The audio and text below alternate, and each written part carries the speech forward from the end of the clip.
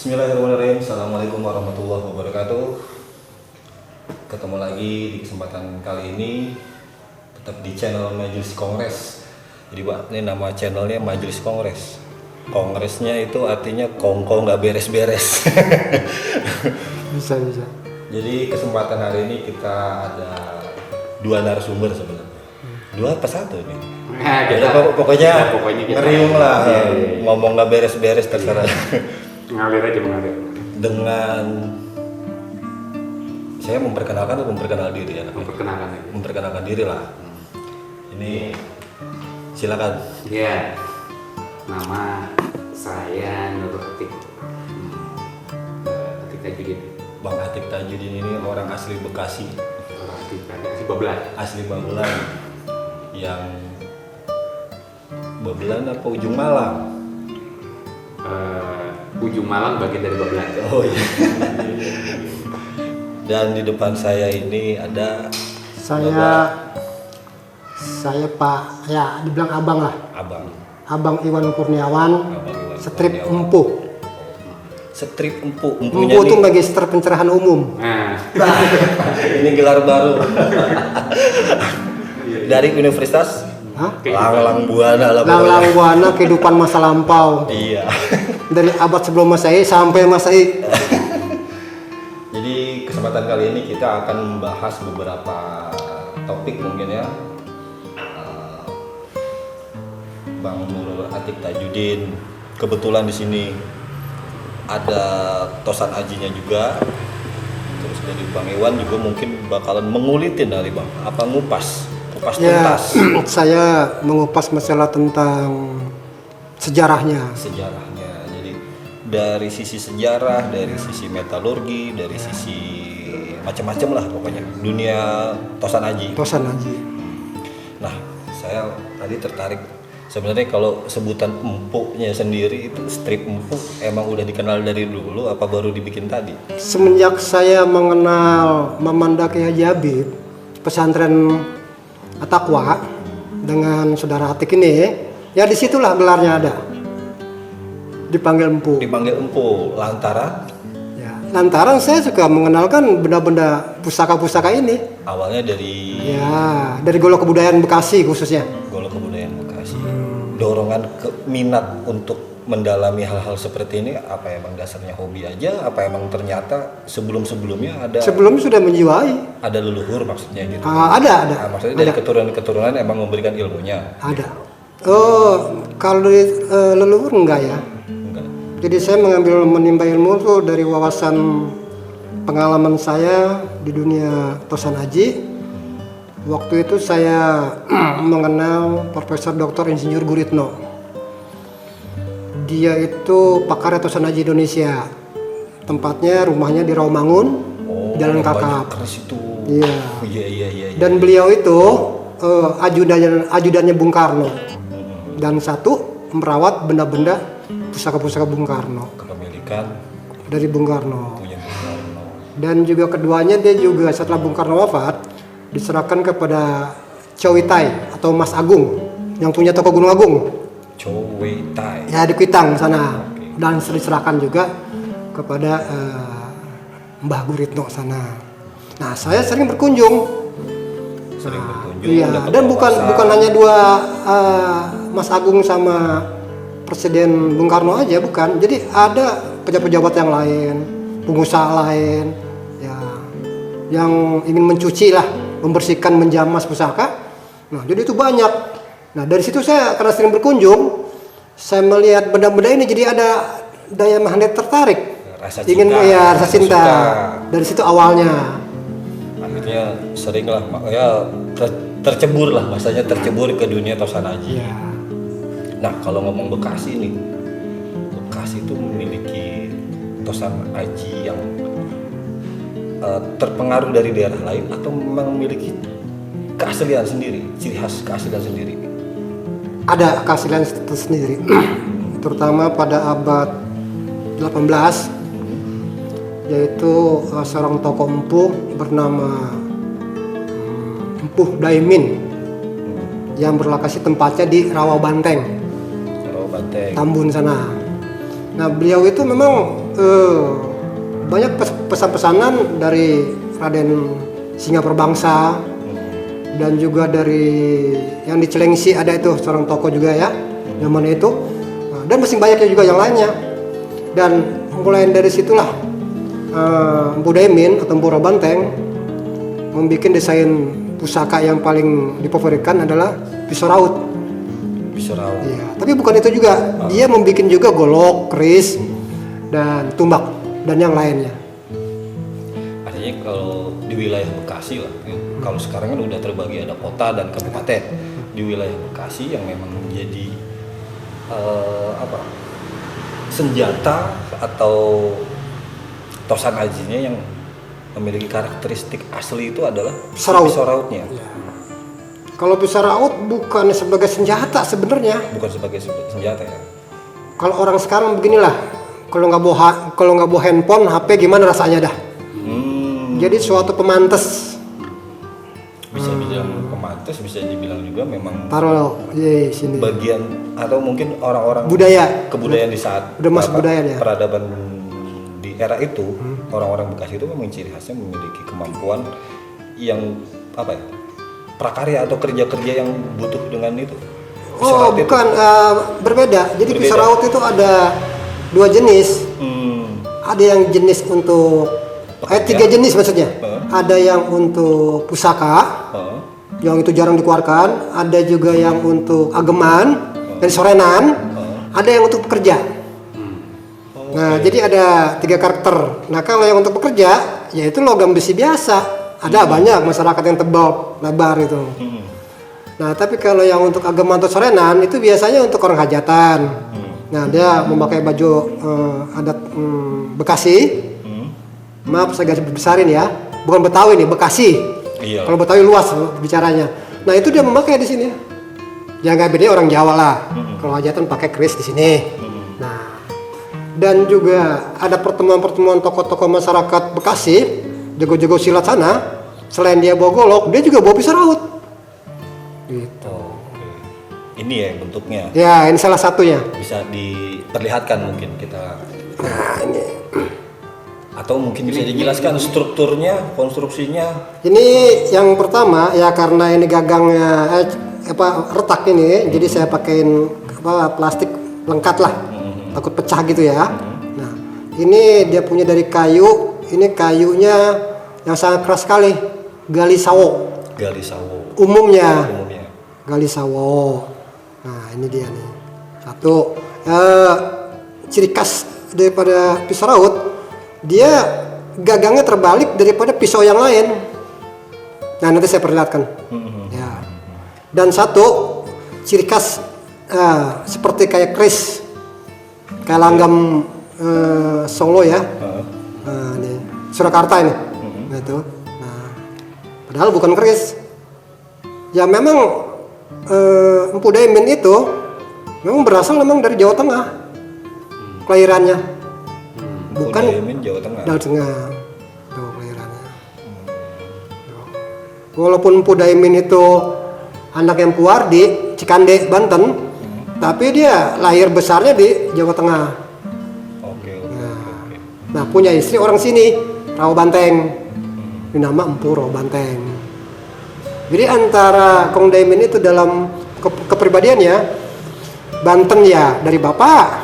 Nah, itu apa namanya? Mpu Wardi, dan Jawa yang memang kelahiran dia, Jawa Tengah. Jadi memang ciri khas dia perpaduan antara Sunda dan Jawa lah. Pada abad 18. Janda. Jawa Sunda. Nah, ini tuh. Coba di jom terbalik kan? Kelihatan. Nah, maaf, terbalik. Ini kan bendolnya nih. Ya, beginilah oke lah. Tuh, lebih jelas kan? Nah, pegang. Ini yang tajam ke bawah. Kalau umumnya pisau biasa, ini ke atas sama. Jadi bilah tajamnya pasti di atas kalau pisau biasa. Iya. Ngikutin dari lekukan. Iya, kalau pisau raut dibalik. Pisau raut itu terbalik. Memangnya begitu. Bukannya mengada-ngada dibalik, memang sejarahnya memang dari dulu begitu. Ini original asli, bukan diganti. Ya. Gagangnya semuanya tetap ada pecah retakannya ini biasa karena besi kan makin lama makin pecah gitu. Tanduk aja juga bisa retak juga. Dan dia macam-macam pamor. Kalau ini salah satunya, ini pamornya adalah banyu mili lidah api. Oh, sebutnya lidah api juga, combong lidah api. Combong lidah api. Ya itu aja. Juga ada pamor pucuk lebung. Juga ada pamor kalajengking bunting. Dia bengkak begini. Iya. Nah itu hati-hati, itu dalamnya ada kena bisa ada Racun. beracun. Dan ada pamor kulit semangka. Nah, macam-macam karakter pamor. Jadi kalau kita bicara pamor ada 120 pamor. Tapi bisa raut nggak banyak, nggak 120 kecuali pusaka keris. Paling dia ada 7 atau 8 pamor lah. Karena pamor sendiri sebenarnya teknik dari si empu itu untuk melipat ya. Melipat. Satu melipat benar dan itu perbedaan dari dua material, unsur Iya. material logam dengan material lainnya gitu kan. Akhirnya ditimbulkan jadilah pamor gitu sebenarnya. dan pamor itu yang situ bicarakan itu namanya pamor jadi. Ada yang nama pamor jadi, tapi ada pamor yang memang desain, diciptakan. Satu contoh, seorang pejabat memesan kepada Empu Daimin, ditanya profesinya apa? Saya pejabat. Nah, penggawa. Jabatannya apa? Saya pengawal. Dibikinin lah pusaka untuk pengawal. Oh, saya ajudan. Dibikinin lah pengawal ajudan. Apa pamornya beda? Oke, iya artinya untuk Sudah- karakter seseorang, Ya. kepribadian dan profesinya Saudagar. itu, Beda. pamor yang ada di Tosan Aji yang dia miliki juga memiliki Ya. ciri sendiri gitu ya. Dan jawara. Jawara. Beda lagi. Batu lapak. Pamor batu lapak kayak ada pencetan di sini, benar. Nah, batu lapak. Nah, itulah tergantung orang yang pesan. Oke. Nah, disamakan dengan apa yang diniatkan, ya dibikin pamornya. Nah, kalau ini kan combong lidah api, banyu mili pak combong lidah api. Nah, ini khususnya untuk Masih ada. pengasihan pemikat. Tapi kalau menurut Bang Iwan gitu, bentuk konstruksinya si gagang ini mirip nggak sih dengan misalnya senjata dari luar Jawa? Kayak kita ngeliat ini mirip kayak badik. Oh, beda. Beda malah. Beda. Kalau badik, nah ciri khas bisa raut, dia ada ujung bendolnya. Ingat. Nah, ada ujung bendolnya. Dia memang nggak masuk. Enggak. Dia pasti ada bendol. Nah, kalau badik nancep. Oke. Nah, lain lagi sama rencong. Kalau rencong kecil panjang keluar, bulat, dia bulat. Oke. Gitu. Berbeda. Nah, ciri khas gagangnya ya harus dibalik begini. Artinya Bekasi memiliki lah Ya. ciri khas dari Tosan Ajinya, selain di lambang pemerintahan itu kan ada golok ya di kabupaten. Ya. Golok ternyata memang ada, selain golok ada pisau raut. Ada. gitu. Tapi kalau dari gambar golok yang ada sekarang di lambang pemerintahan Kabupaten Bekasi itu cirinya udah bener atau? Kalau saya rasa goloknya bener, gagangnya itu. Ini khususnya di kabupaten. Goloknya itu ciri khas Betawi dan Kebantenan. Daerah ya. Artinya lebih ke kulon. Kebulon bener. Dengan motif gaya pala belut lah ya orang bilang atau Pala jengkol. belut jengkol ya. Jengkol itu lebih mirip kepada Kulon. area kulon. Iya. Kalau ciri khas Bekasi atau di sini sebenarnya apa? Oh itu cakar kidang. Cakar kidang. Wah, saya ada koleksi di rumah tapi saya nggak bawa ya. Cakar kidang. Jadi kidang itu adalah menjangan, seperti kaki menjangan. Kalau berdiriin begini, dia seperti kayak lindung, kayak belut. Oke. Oh, nah ada di mulutnya begitu tuh. Dan yang memiliki karakteristik sama daerah mana aja yang dengan cakar kidang itu? Si gagang pegangan golok cakar kidang itu. Bekasi, hanya Bekasi. Oh sendiri enggak, dia meluas juga. meluas juga. Meluas. Sama bisa raut juga. Kerawang, Bogor. Yang saya pengalaman saya menemukan ya. Bogor, terus Depok, Ciputat. Nah, sampai ke Purwakarta. Ya cuman kalau di Jawa ya mungkin dari orang sini yang ke Jawa lah. Menyebar, tapi umumnya itu daerah Bekasi dan sekitarnya. Yang cakar kidang dan pisau raut. Nah, kalau empu di zaman itu, mungkin Bang Iwan bisa menceritakan material yang didapatkan empu. Kalau di Bekasi kan artinya kandungan logam, atau daerah kita nih secara geologis kan Ya. nggak dikenal sebagai penghasil biji besi. Mungkin kalau Banten ya, kayak daerah Cilegon atau di Ciamas ya, atau di wilayah Sukabumi, pegunungannya kan mungkin banyak kandungan biji besi. Akhirnya mereka menjadi penghasil banyak empu-empu yang menghasilkan ini tosan aji gitu. Nah, empu di Bekasi sendiri Nah, materialnya dari mana? kalau kita tarik material dari pusaka ini memang bukan dari Bekasi. Bukan. Ya, itu ya dari luar Bekasi lah, yang pasti itu. Tapi memang si empu ini memiliki kemampuan dan keahlian Kalian untuk itu. membuat. Ya. Kan di dalam ini ya kalau dinamakan tosan aji bentuk logam. Ini namanya ada bukan hanya 2 tapi ada 3, ada 4, ada 5 karakter logam dijadikan satu. Oke. Besi Pulosani, ada lagi besi Pasir Bangka, ada lagi besi Ulung, besi Tam. Nah, yang paling sulit sekali, yang kelima itu adalah ada kandungan meteorit.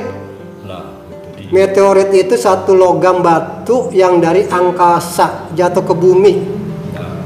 Nah, Nah, itulah. cara orang dulu atau para empu Ya, melihat meteorit itu ada di sekitaran itu bagaimana? ya.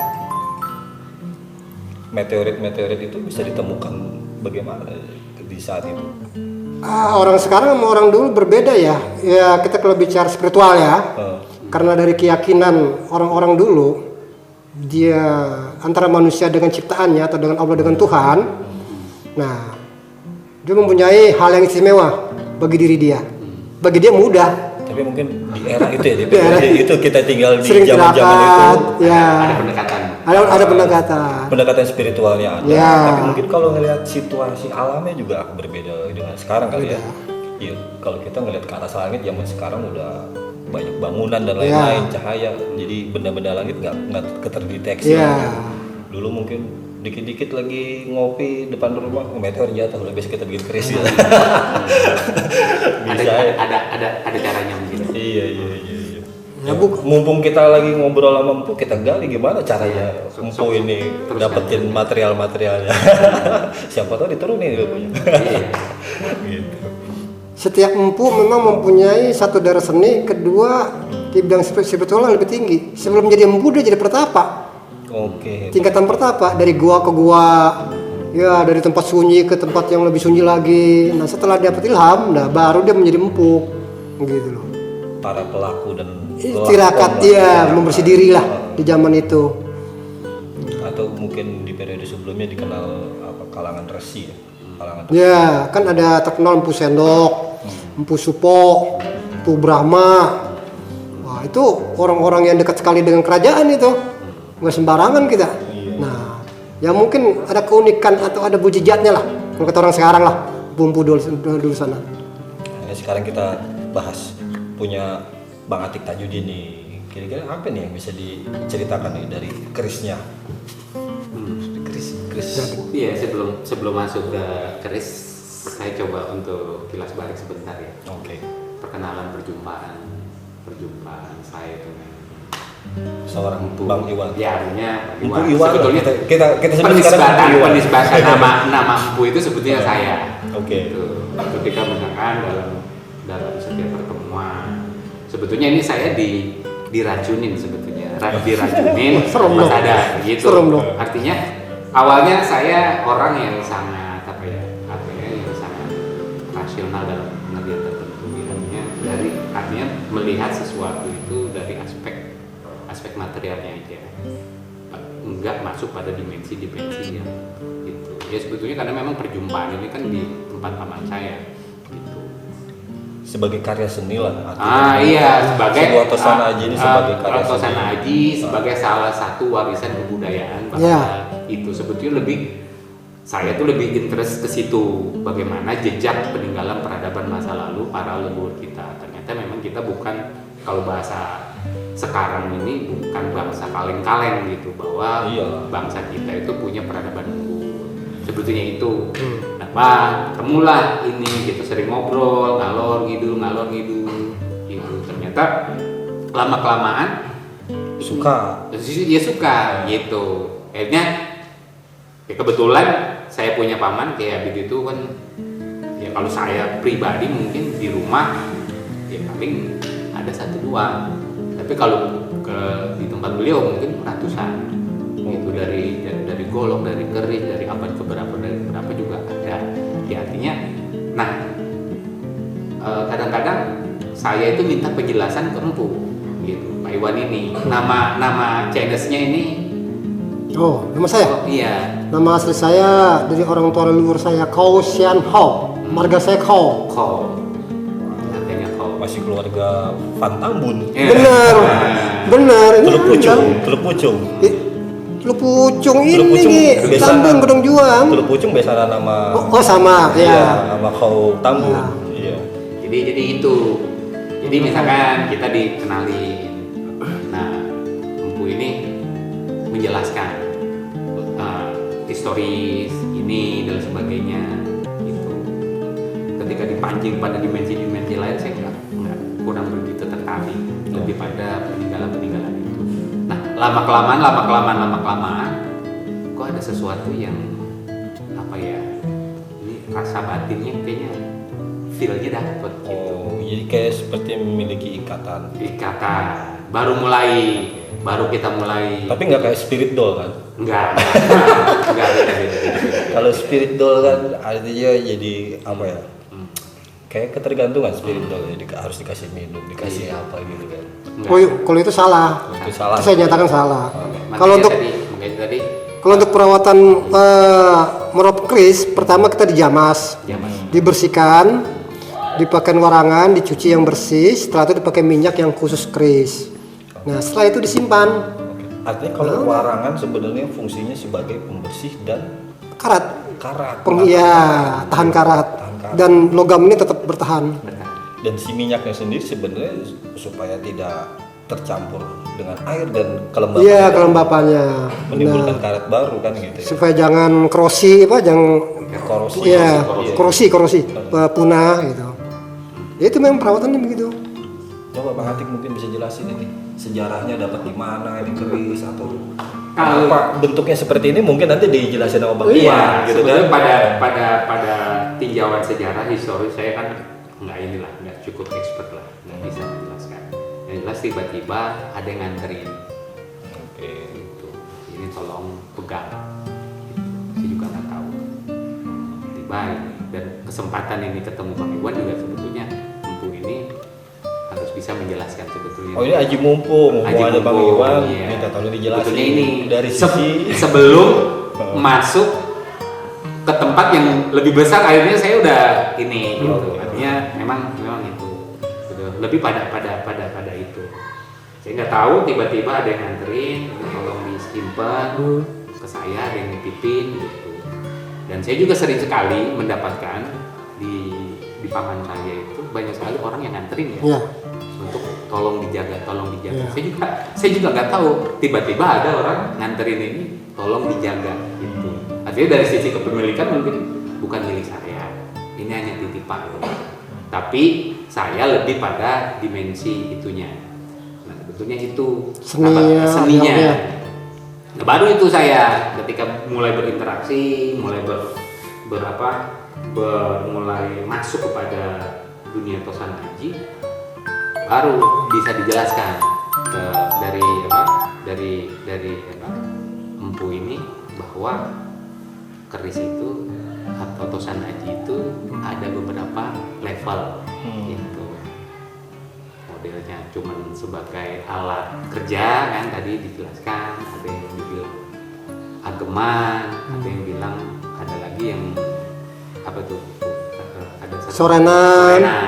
gitu. Ada juga untuk pekakas, Kakas ya misalkan untuk apa tuh? Iya. kebun, berkebun, Sehari-hari lah gitu kegiatan saya. untuk Iya. perang juga berbeda itu logamnya. Jadi saya melihatnya lebih pada dimensi sejarahnya. Gitu.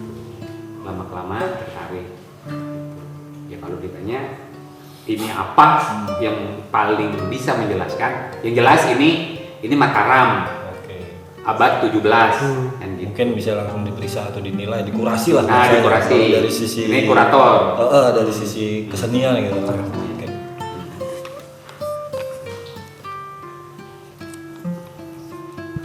Nah ini kalau dari kayu ini mirip ya, kalau dibersihin baru ketahuan ya, kayu timoho. Timoho kayak di Jogja. Iya, kayu timoho nih. Daerah di Dibersihin, sini juga ada. dipitur. Timaha ya Timoho itu. Iya, Timaha ya Timoho ya. Dan ini berbeda kayu sama ini kayak ini. Oh, antara Ini kayak kuning, kemuning. Kayu pun kemuning ya. Beda nih. Nah, ini saya buka ya. Buka keris, ingat jangan ditarik kerisnya. Nah ini diangkat. ininya yang diangkat, Rangkanya. ini dipegang. Iya. Aturan buka keris pusaka semua harus begitu. Nah, tuh. 1, 2, 3, 4, 5, 6. Ini kayak 7 nih loh. 7. Ya, kalau nggak 7 ya 5 lah, ini sudah rata ini kayaknya. Ya, kemakan erosi apa? Korosi. Ketuaan. Nah, ini kelambi gajahnya. Ini namanya ganja. Ganjanya, gonjo kalau bahasa Jawa.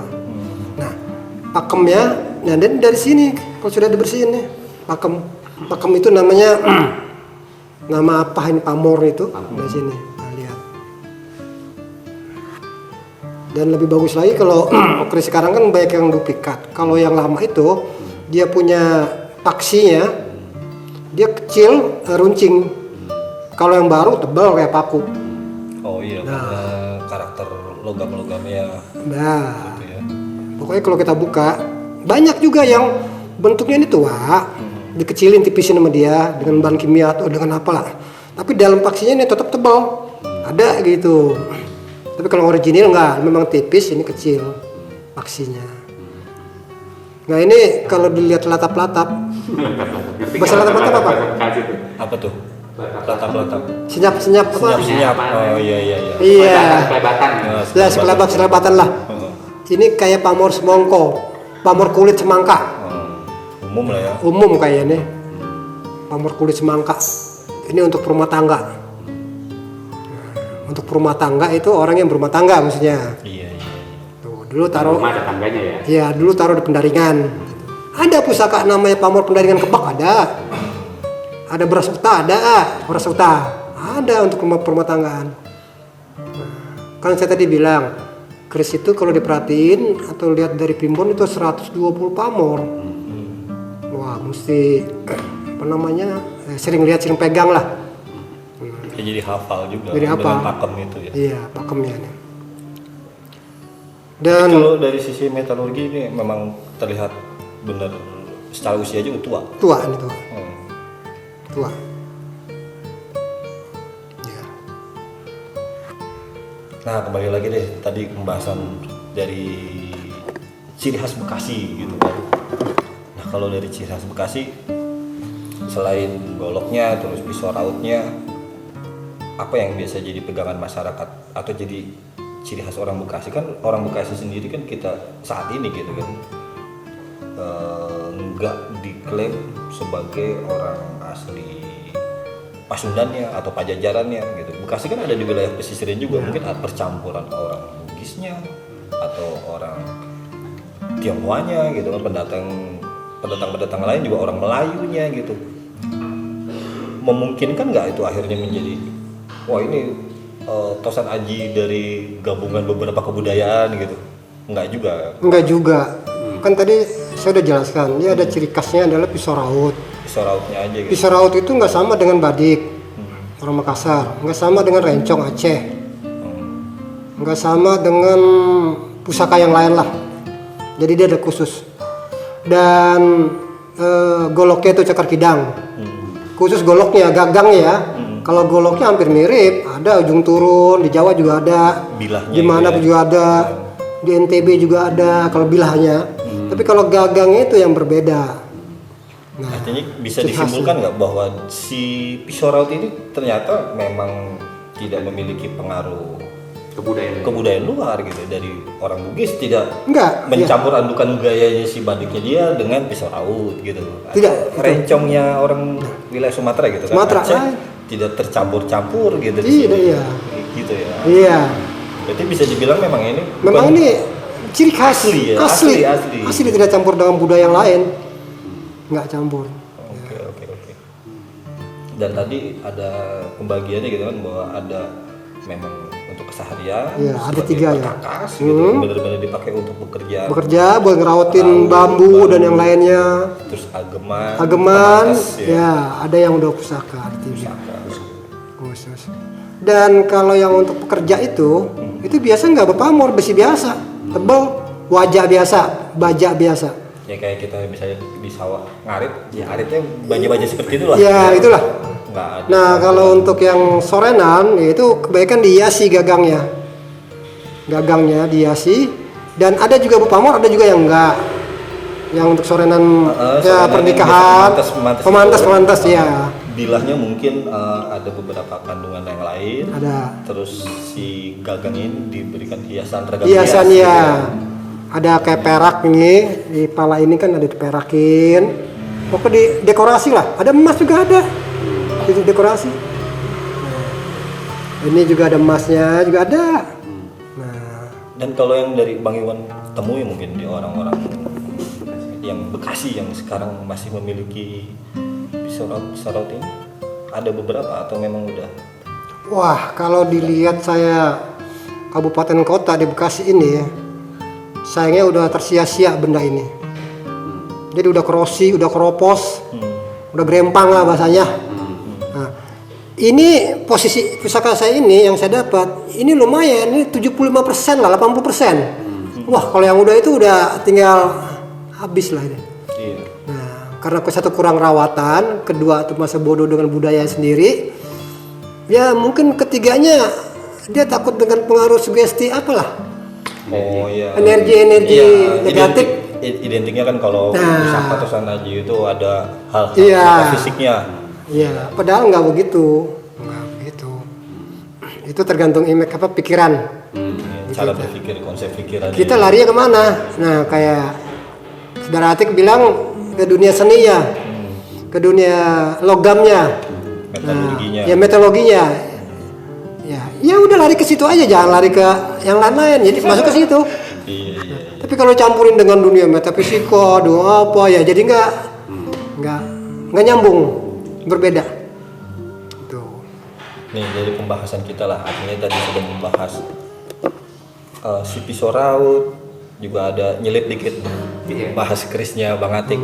Saya sebenarnya lagi fokus melihat si pisau raut ini, bisa nggak kita intisarikan atau kita simpulkan gitu. Selain golok yang memang sekarang sudah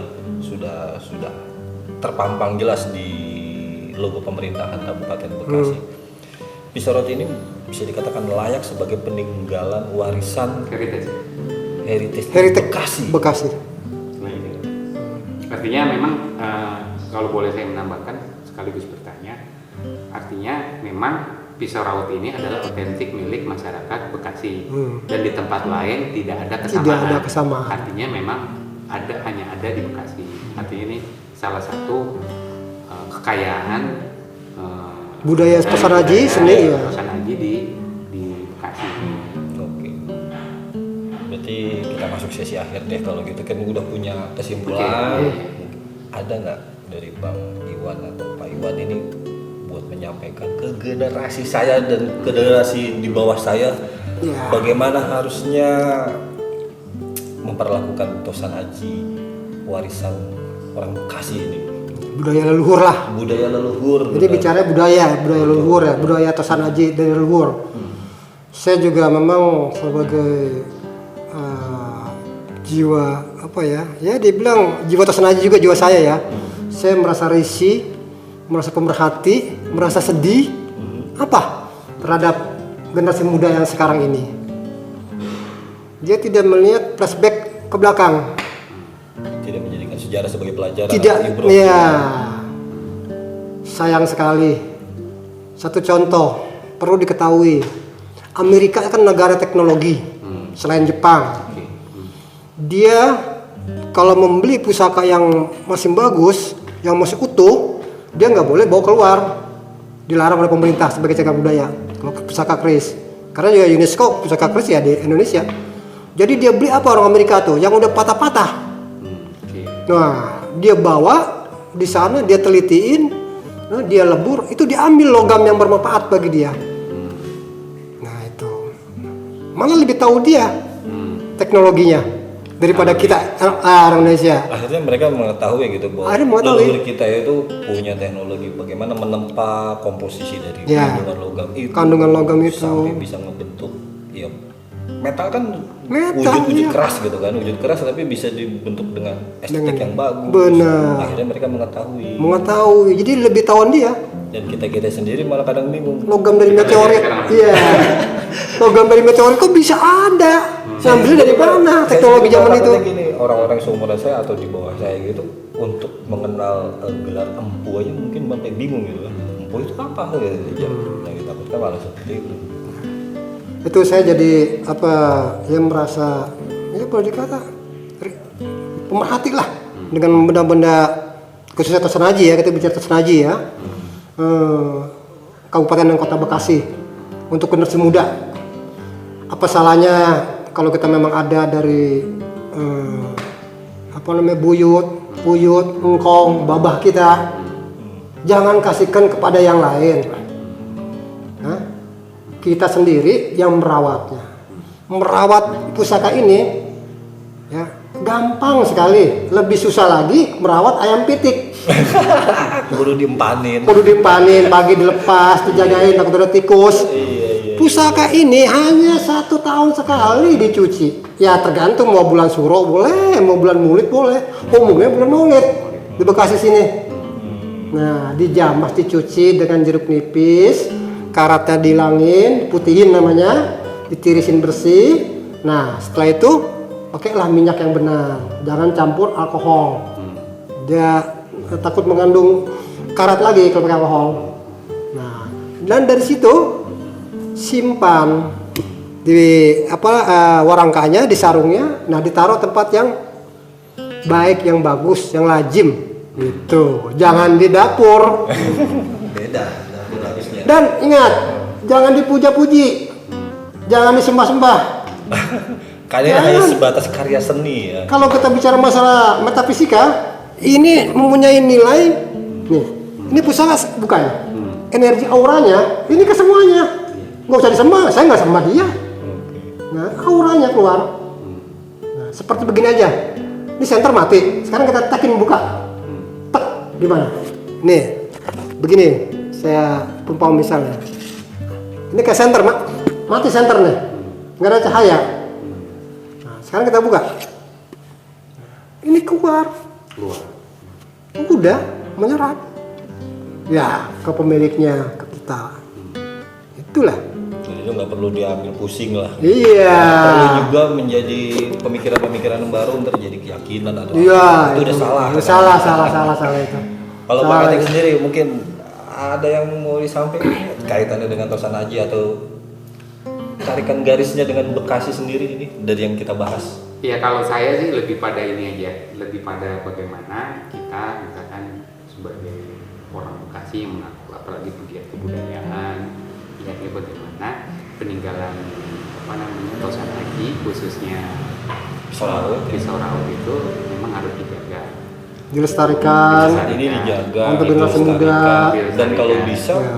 populasinya di Iya, artinya makanya Ya. kalau saya kan bayangan ketika pada bicara pada sama aktivis sejarah di itu, kita sih sebetulnya sebelum ada huru hara kita sempat bicara gimana misalkan kalau misalkan di kabupaten itu ada di Gedung Juang itu ada museum, artinya boleh lah nanti di sana lebih pada misalkan peninggalan-peninggalan yang sifatnya gerabah dan sebagainya. Ya. Tapi saya pengen bagaimana kota Bekasi itu punya museum juga, tapi lebih pada ke Tersanajinya. Baik itu dari goloknya, pisau rawitnya, tapi itu murni Bekasi. itu, Bekasi. Identitas Baik, jati diri identitas orang itu Bekasi. karena memang itu identitas. Jadi identitas itu. Jadi nanti pemilahannya kalau misalkan mau ke Gedung Juang temanya ini, kalau yang di museum yang ada di Kota Bekasi lebih pada itu. Sebetulnya kalau kita memang punya niat ke sana, ya harapan saya sih ke depan itu begitu. Generasi muda kita aware lah gitu, dan paling penting adalah masyarakat Bekasi atau warga Bekasi itu punya pride gitu, ada nilai satu. Oh iya, gua orang Bekasi, Agaman gua bisa agaman raut. bisa gua raut, dan gue juga orang Bekasi. Ya artinya orang Bekasi itu pengertiannya bukan hanya itu, orang yang lahir dan dibesarkan di Bekasi tinggal gitu. Artinya kita nggak perlu ada pendikotomian lu ini enggak. Artinya memang orang yang memang sudah dia lahir dan besar di Bekasi itu harus tahu itu, Memiliki pride itulah. Dan gitu. ada pepatah kata orang Bekasi. Gua gede tong, nggak ada yang nambahin. Gua kecil, nggak ada yang ngerautin. Itu Itu filsafat yang filosofinya sangat tinggi itu. Makna dari kalimat tadi? Maksudnya Heeh. dia jaya, harta dia banyak, bukan jualin banda orang tua. Oke. Dari keringet daki dia. Nah, itu bisa raut filosofinya. dia miskin, bukan ada yang ngeretin dia, ngerugin dia sendiri yang bodoh. Nah, gua gede nggak ada yang nambahin, gua kecil nggak ada yang rautin. Nih, gua orang Jumalang nih. Keren. Ya itu Siap. filosofi itu. Itu. Karena memang itu ada Itu. sisipan-sisipan. Ada itu. Filosofi sebetulnya yang ini sebetulnya masing-masing apa namanya? Masing-masing Daerah. peninggalan. Peninggalan. Itu sebetulnya tadi sudah dijelaskan di awal, sebetulnya ada nilai-nilai filosofi gitu. Cuma memang kadang-kadang kita ngelihat misalkan pisau sebagai pisau, tidak ada satu kandungan nilai-nilai Semiotikanya. semiotika, Simbol-simbol gitu. yang Ada memiliki makna nilai-nilai gitu ya. yang memang itu perlu ditularkan gitu. Artinya kita kalau kajian semiotika kan terlalu tinggi, artinya bagaimana makna di balik itu harus dijelaskan bahwa ini orang tua kita, para leluhur kita Memiliki tujuan. memiliki tujuan dan punya nilai filosofi yang dalam. Nggak sembarang lah artinya. Nah itu. Ya kalau sembarang kan bentuknya nggak akan kayak gini juga Nggak sih. gitu. Ya artinya tadi udah dijelasin itu bagaimana benda apa namanya dari bahan ini metal dibakar, pembakaran prosesnya itu kan panjang sebetulnya kan begitu, menjadi sesuatu yang bermakna hari ini dan mampu bertahan. Kalau misalkan itu abad 16, artinya 15, 16, 17, artinya sampai hari ini tetap survive sampai bertahan. Artinya memang kualitas teknologi metalurgi orang sini kan menurut saya tuh sudah tinggi gitu. Tinggal bagaimana menggali nilai-nilai itu kita telurkan kepada generasi yang lebih muda gitu. Lebih pada itu. Nah sebetulnya gini, sebelum ditutup gitu, ini kesempatan aja. Menurut saya ini kan saya keliling juga sebetulnya di Bekasi gitu. Artinya yang concern pada persoalan-persoalan yang seperti ini kan sebetulnya nggak banyak. Tosan haji. Ya persoalan-persoalan haji, persoalan kebudayaan, pada aspek lahir maupun pada aspek yang sifatnya yang tadi dijelaskan pada aspek metafisik, mampu menjelaskan hal-hal yang bisa dirasionalkan. Artinya itu saya menemukan itu kan nggak banyak. Kalau saya sih ngasih saran nih itu pada majelis kongres ini podcast ini sebetulnya podcast ini sebetulnya mumpung lagi empu ini masih sehat, dieksplor aja pengetahuan dia soal konflik misalkan pemberontakan petani Tambun. Ini kan beliau masih nasabnya Margakto, pemilik gedung jual. Belum lagi kita belum bicara yang di gedung Papak di sini, Marga apa? Belum lagi Teluk Pucung, belum lagi Pondok Gede, misalkan gitu. Belum lagi yang di Cibarusa, belum lagi yang di ini. Artinya itu, makanya kadang-kadang kita ya artinya bicara soal SARA sebetulnya peradaban di Bekasi itu udah clear. Iya, artinya udah clear. Kita sudah berasimilasi, kita hidup enak gitu. Artinya kalau hari ini bicara soal SARA, tinggal kita balikin, lu kemana aja kemarin kan gitu. Itu artinya memang udah rukun dari dulu tuh masyarakat sini udah rukun gitu. Kok sekarang kayak begini sebetulnya itu. Jadi masih nggak ada ideologi jajahan Nederland, Holland Belanda. Nah ini saya rasa jauh kita ke belakang, jauh. Mundur, gitu. Memang Belanda itu memecah belahkan. Ya keraton antara keraton, suku dengan suku, etnis dengan etnis. Nah, agar dia yang berkuasa. Keraton Kalau bersatu kan, Kudeta. ya. kerjaan mereka. Kalau bersatu kan, nah, wah, kalah dia dari dulu. Ya kita jangan seperti kayak itu. Pokoknya yang lahir di Bekasi, besar di Bekasi, walaupun dia suku apa, bangsa apa, Chinese, Arab, Bugis, apalah, itu orang Bekasi. Karena dia lahir di Bekasi. Itu. Kita jangan membeda-bedakan apa dikotomi ya, kotak-kotaknya sama.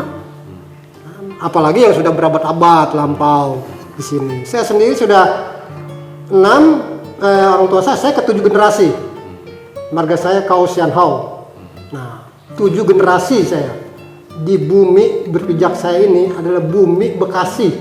Saya makan di Bekasi, saya minum di Bekasi, saya pencarian di Bekasi, anak istri saya Bekasi, sampai cucu saya juga di Bekasi. Nah, Jadi ini saya makan jengkol nih. Ini makan jengkol, makan pete nih. Ini. bagian baik itu mah, nggak apa-apa, Iya, gitu. nggak apa-apa. Oke, Gitu. kalau begitu mungkin kita beresin kongresnya. Yang tadinya saya pikir nggak beres-beres kita mau ngomong. Harus Ternyata dibereskan, harus dibereskan. kita udahlah punya mungkin kesimpulan bahwa Sitosan Aji ini benar-benar memiliki ciri khas keaslian dari daerah Bekasi. Iya. Terima kasih banyak Ya, buat nah, sama-sama. Bapak Iwan, terima kasih banyak buat Bang Atik Tajudin yang udah mau meluangkan waktu ngobrol-ngobrol tentang pusaka Tosan Aji ini udah dibawa tadi mendung ya di sini. Angin ribut tadi. Bawa kayak begini ke sini tuh tadi. Energi. Nanti di ruang. Oh, Ada. setelah kamera dimatiin dibahas lagi Kita deh. bicara Iya. dimensi itu. Oke. Dimensi-dimensi itu ya. Terima kasih banyak atas waktunya. Oke. Ya, sama-sama. Ya, assalamualaikum warahmatullahi wabarakatuh. Salam.